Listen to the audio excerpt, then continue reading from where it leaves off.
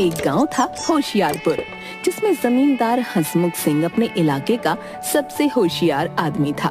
किंतु उसमें एक ही खराबी थी, वो ये कि उसे दूसरों को परेशान करने में मजा आता था। जिस दिन 2-4 लोगों को परेशान न करता, उस दिन उसे चैन न पड़ता। आज कुछ बेचैनी सी हो रही है। बहुत दिनों से ना तो किसी को कोई चूना लगाया है और ना ही परेशान किया है। क्यों ना कहीं चलकर लोगों को परेशान किया जाए। सोचकर उसने दूसरे गांव जाने का इरादा किया और चलने की तैयारी कर ली। तभी अचानक उसने देखा, मेरी जेब में तो एक फुट्टी कौड़ी नहीं है। अब क्या किया जाए? तब कैसे उल्लू बनाऊंगा लोगों को? अरे सुनती हो? अरे घर में कोई चीज है जो मेरे काम आ सके? अब आपके इस ठगी के काम के लिए कोई पैसे तो मेरे पास है नहीं। सेर भर घी होगा, इसी को बेचकर अपना काम चलाओ। अरे हट पगली, सेर भर घी क्यों खराब किया जाए? हैं? पाव भर काफी है।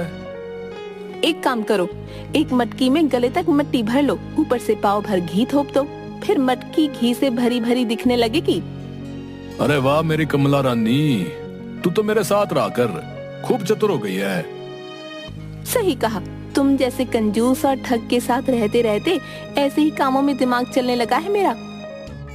उसके बाद हंसमुख ने मिट्टी से भरी मटकी में ऊपर से थोड़ा देसी घी थेप कर मटकी हाथ में लेकर दूसरे गांव की ओर चल पड़ा। दूसरे गांव में गली, बाजार और मोहल्लों से होते हुए वो एक सुनार की दुकान पर जा पहुंचा। उसने देखा दुकान पर चांदी की मूठ वाली एक सुंदर तलवार लटक रही है।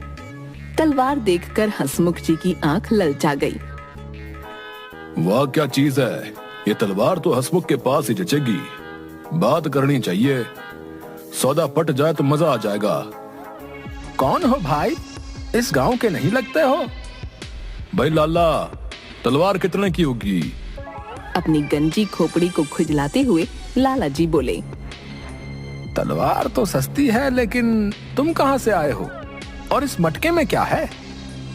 लाला जी, इस मटके में गांव का शुद्ध देसी घी है, एकदम ताजा घी। घी देखकर लाला के मुंह से लार टपक पड़ी और लाला बोला, देखो भाई, ये तलवार भी शुद्ध चांदी की है। इसे बनाने में भी बहुत पैसा लगा है, मगर मैंने देखा कि तुमको ये तलवार बहुत पसंद है, तो ले लो। तुम्हारे इस घी के बदले मैं अपनी तलवार तुम्हें देता हूँ। हंसमुख को उम्मीद न थी कि सौदा इतना सस्ता पड़ जाएगा। उसने तलवार को म्यान से निकाला और खूब अच्छी तरह देखभाल कर फिर म्यान में खोस दी। इस सौदे के कारण दोनों की जान पहचान हो गई। लौटते हुए लाला जी बोले, हंसमुख, अगली बार आओ तो जितना हो सके उतना घी साथ लेते आना। बदले में अपनी पसंद की कोई भी दूसरी चीज लेते जाना। अगली बार भाभी के लिए ऐसी अंगूठी बना दूंगा कि जिंदगी भर तुम्हारी गुलाम बन के रहेगी। अच्छा अच्छा ठीक है, अगली बार बड़ी वाली मटके लाऊंगा। कहकर हंसमुख चल दिया। उसे डर था कहीं उसके रहते भंडा न फूट जाए। वो फुर्ती से निकल गया। वापस लौटते हुए जब वो जंगल में पहुंचा तो सोचा, चांदी की तलवार तो सस्ते में मिल गई।